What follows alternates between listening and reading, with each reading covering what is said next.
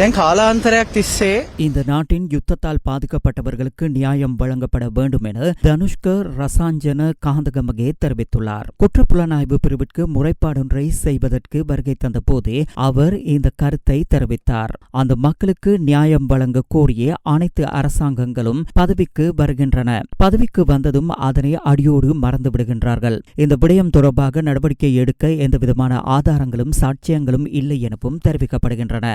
அவ்வாறு சாட்சியங்கள் இல்லை என கூற முடியாது. உதாரணமாக இலங்கை இராணுவத்தினரிடம் தஞ்சமடைந்த இசை பிரியா, சோபா ஆகியோர் கொல்லப்பட்டிருந்தனர். அதற்கு தகுந்த ஆதாரங்களும் சாட்சியங்களும் இருக்கின்றன. இருந்தாலும் அவர்களுடைய குடும்பத்தினர் அதற்கு எதிராக போலீசில் புகார் கொடுக்க முன்வராமல் உள்ளனர்.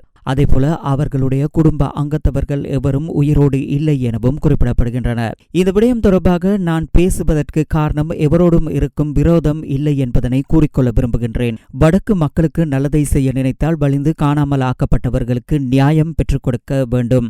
அதனை செய்வதே சிறந்ததாகும். அவ்வாறு செய்தால் மாத்திரமே அந்த மக்களின் மனங்களை வென்றெடுக்க முடியும். இராணுவத்தினரிடம் தஞ்சமடைந்த ஒருவரை கொலை செய்யும் அதிகாரம் இராணுவத்தினருக்கு இல்லை. மேலும் பாலச்சந்திரன் தொடர்பாகவும் எடுத்துக்கொண்டோமேயானால் பாலச்சந்திரன் என்பவர் யார் என்பது அனைவருக்கும் தெரிந்த விடயமாகும். அதாவது விடுதலை புலிகள் இயக்கத்தின் தலைவரின் இளைய மகனாவான்.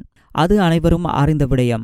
அவன் ஒரு புத்தி சுவாதீனமற்றவன் ஆவான். அவனும் கூட கொல்லப்பட்டான். எனவே இது தொடர்பாக உடனடியாக தகுந்த நடவடிக்கை எடுக்குமாறு கோரி நான் இன்றைய தினம் குற்றப்புலனாய்வு பிரிவில் புகார் ஒன்றை வழங்கியுள்ளேன். යුක්තිය ඉෂ්ට කරන ලෙසත් දන්වන්න තමයි අද පොලිස් මූලස්ථානයට මම පැමිණිල්ලක් බාර දෙන්න පැමිණියේ.